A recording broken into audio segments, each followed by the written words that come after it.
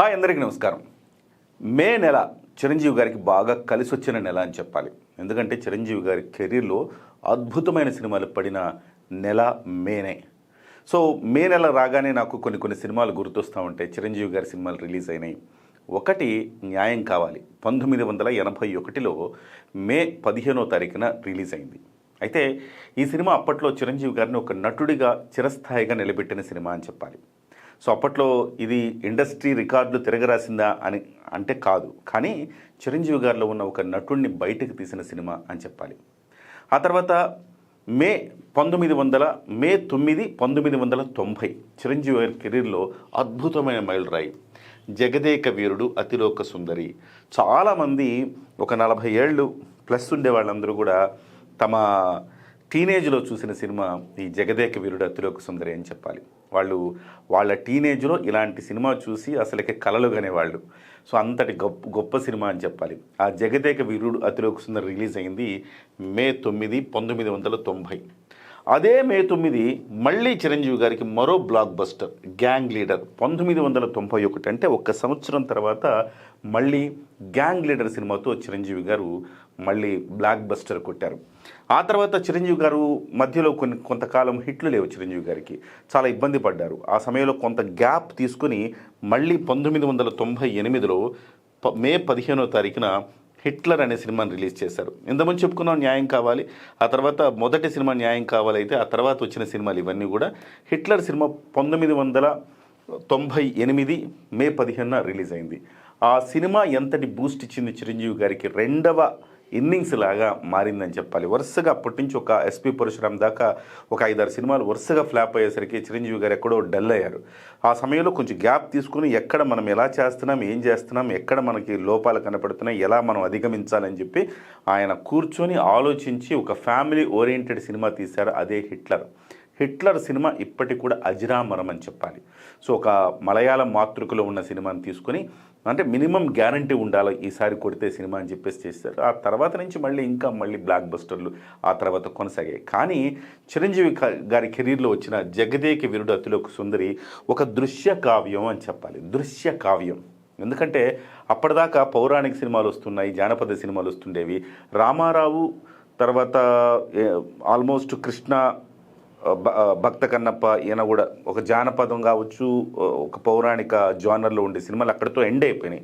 ఆ తర్వాత చిరంజీవి గారి హయాంలోకి వచ్చేసిన తర్వాత అలాంటి సినిమాలు ఎక్కువ వచ్చేవి కాదు. 1-2 ఎక్కడో వచ్చేవి కానీ ఎక్కువ వచ్చేవి కాదు. కానీ ఒక సోషియో ఫాంటసీని మిక్స్ చేస్తే ఎలా ఉంటుందని చూపించిన సినిమా జగదేక వీరుడు అతిలోక సుందరి.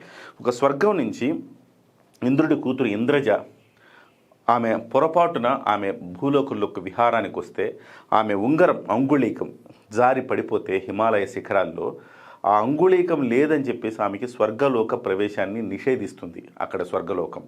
అయితే వెళ్ళి ఆ అంగుళీకం తెచ్చుకుందామని ఆమె మళ్ళీ భూమి మీదకి వస్తే అది కాస్త చిరంజీవి గారి దగ్గర ఉంటుంది. చిరంజీవి గారి దగ్గర నుంచి ఆ అంగుళీకాన్ని తీసుకునే ఒక ప్రయత్నం, ఆ ఉంగరాన్ని తీసుకునే ప్రయత్నంలో ఒక ఫన్ క్రియేట్ అవుతున్న ఫన్ కావచ్చు, ఇతరత్ర సన్నివేశాలు కావచ్చు, కడుపుబ్బా నవ్విస్తాయి. చాలా రొమాంటిక్గా ఉంటుంది. చిరంజీవి గారు శ్రీదేవి గారి పేరు కూడా చాలా రొమాంటిక్గా ఉంటుంది. ఆ తర్వాత ఇక ఒక మంత్రగాళ్ళలాగా అమరీష్ పూరి వీళ్ళందరి నటన ఫైనల్గా సో ఒక సోషియో ఫాంటసీలో ఒక క్లైమాక్స్ సన్నివేశాలు ఇవన్నీ కూడా అద్భుతంగా పండాయి అని చెప్పాలి. దీనికి అశ్విని దత్ నిర్మాత, రాఘవేంద్రరావు గారు దర్శకుడిగా ఉన్నారు. అయితే ఈ సినిమా మాత్రం అండి జోరు వాన తుఫాను 1990 మేలో ఒక తుఫాను వచ్చింది. ఆ తుఫానుని కూడా కాదని, సో చూడండి ఎండాకాలం తుఫాను ఎట్లొస్తుంది, కానీ ఆ రోజు తుఫాను వచ్చింది. సో అలాంటి ఒక ప్రతికూల పరిస్థితుల్లో కూడా అద్భుతమైన విజయం సాధించిందని చెప్పాలి. ఇది ఒక రికార్డులు తుడిచిపెట్టింది, ఇండస్ట్రీ రికార్డులు సృష్టించిందని చెప్పాలి. అందులో ఉన్న సన్నివేశాలు మనం అందరికీ గుర్తే. మానవ అంటే ఈ పదం మానవ అని చిరంజీవి గారు అనడం. సో శ్రీదేవి గారు చాలా నాటీగా మానవ అంటే ఆ పదం మానవ అని చిరంజీవి అంటాము. ఈ సన్నివేశాలు ఏంటంటే ఒక నాటకాలు వేసుకుని ఒక అమ్మాయి వచ్చిందేమో అనుకొని చిరంజీవి గారు అమ్మాయిని నిర్లక్ష్యం చేసే ధోరణి. ఒక ఇంద్రుడి కూతురు ఇంద్రజ కిందకొస్తే ఒక నాటకాల అమ్మాయిలా ఉంది అమ్మాయి ఎవరు అనుకుని చిరంజీవి గారు నిర్లక్ష్యం చేసే పరిస్థితి కనపడుతూ ఉంటుంది. ఎస్పెషల్లీ అక్కడ పోలీసు వాళ్ళు తమిళ యాక్టర్స్ ఇద్దరు ఉంటారు. వాళ్ళు వేసిన క్యారెక్టర్స్ అద్భుతంగా నవ్వులు పండిస్తాయని చెప్పాలి. ఆ సిఐ అడుగుతాడు కానిస్టేబుల్ని, ఎస్ఐ అనుకుంటా అడుగుతాడు కానిస్టేబుల్ని, నీకు ఇప్పుడు దేవుడు కనపడి వరం అడిగితే ఏం కావాలని కోరుకుంటావరా అంటే ఎస్ఐ అవ్వాలని కోరుకుంటానండి అంటాడు. మరి దేవుడు కనపడితే డీజీపీ అవ్వాలని కోరుకోవాలి కానీ ఎస్ఐ అవ్వాలని కోరుకోవడం, ఇట్లాంటి డైలాగులన్నీ కూడా అద్భుతంగా పేలాయని చెప్పాలి. ఎస్పెషల్లీ ఒక మానవాతీత శక్తులున్న ఆ ఉంగరం ధరించిన చిరంజీవి మానవాతీత శక్తులకు ఆయనకు వచ్చేస్తే ఎలా ఉంటుందని చెప్పి చాలా ఆసక్తికరంగా తీశారని చెప్పాలి. రాఘవేంద్రరావు గారు దీన్ని ఒక దృశ్య కావ్యంలాగా మలిచారు. అశ్విని దత్ గారి చరిత్రలో ఆయన కెరీర్లో ఇది ఒక మైలురాయి అని చెప్పాలి. అందుకే చిరంజీవి గారు అంటే అశ్విని దత్ గారికి చాలా అభిమానం. ఒక రాఘవేంద్రరావు గారికైనా చిరంజీవి గారికైనా ఎన్టీఆర్ తర్వాత ఆ బ్లాక్ బస్టర్స్ ఇచ్చిందంటే చిరంజీవి గారి. అందుకే వాళ్ళు చిరంజీవి గారికి ఎప్పటికీ రుణపడి ఉంటామని చెప్తారు. వాళ్ళ వయసులు ఎక్కువైనా కానీ అశ్విని దత్ గారు వయసులో చిరంజీవి గారి కంటే పెద్ద అయినా కానీ చిరంజీవి గారికి కాళ్ళకి నమస్కారం చేస్తారు. అంతటి గొప్ప ఒక బంధం వాళ్ళందరి మధ్య ఉంటుంది. అంటే ఇలాంటి సినిమాలే కారణం అని చెప్పాలి.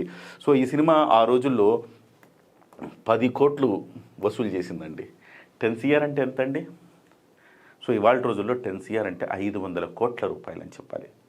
ఆ రోజుల్లో ఎక్కడ టికెట్ హైక్స్ లేవు, అలాగే పాన్ ఇండియా కాదు, కేవలం ఆంధ్రప్రదేశ్లో మాత్రమే తక్కువ రేట్లతోటి ఆ సినిమా 10 కోట్లు వసూలు చేసిందంటే ఇవాళ 10 రూపాయలు, ఆ రోజు టికెట్ ఖరీదు 10 రూపాయలు, ఇవాళ 500. అంటే 10 రూపాయల టికెట్టు ఇవాళ 500 అయిందంటే ఎంత అయిందండి? 50 రెట్లు పెరిగింది. ఆ రోజు కిలో ఒక గ్రాము బంగారం ధర అంటే ఒక తులం బంగారం ధర 3200. ఇవాళండి 1.5 lakhs పైన ఉందండి. అంటే మొత్తం ఎంత పెరిగినట్టండి? 50 రెట్లు. అంటే ఎటు చూసుకున్నా కానీ మీకు ఒక 50 రెట్లు అయితే పెరిగినట్టే కదా. సో 50 రెట్ల పాటు టికెట్ ధర పెరిగిందంటే ఆ రోజు 10 కోట్ల సినిమా ఇవాళ 50 రెట్లు పెరిగితే ఎంతండి? 500 కోట్లు. ఒక పాన్ ఇండియా లెవెల్లో కాకుండా 500 కోట్ల రూపాయలు ఈవెన్ ఇవాల్టి కాలంలో చిరంజీవి గారి సినిమా కూడా చేయలేదండి. చిరంజీవి గారి సినిమా కూడా మ్యాక్సిమం చేసింది 330 కోట్లే. ఇవాళ నాన్ పాన్ ఇండియా సినిమాల్లో రికార్డ్ అంటే మనశంకర్ వరప్రసాద్ 326 కోట్లు అనుకుంటా. అంతకుముందు సంక్రాంతికి వస్తున్నాము 300 కోట్లు కొట్టింది. సో ఈ రకంగా చూసుకుంటే నాన్ పాన్ ఇండియా సినిమాల్లో సో రికార్డు ఇప్పుడు 326 కోట్లు అయితే ఆ రోజే 10 కోట్లు అంటే 500 కోట్ల రూపాయలు కొట్టిన సినిమా అంటే ఎంత మ్యాసివ్ హిట్టో చూడండి. ఎన్నో చోట్ల శతదినోత్సవాలు జరుపుకున్న సినిమా అండి ఇది. సో అద్భుతమైన సినిమా. చిరంజీవి గారి కెరీర్లోనే కాదు, అశ్విని దత్ గారి కెరీర్లో, రాఘవేంద్రరావు గారి కెరీర్లో నిలిచిపోయే మైలురాయి ఇది అని చెప్పాలి.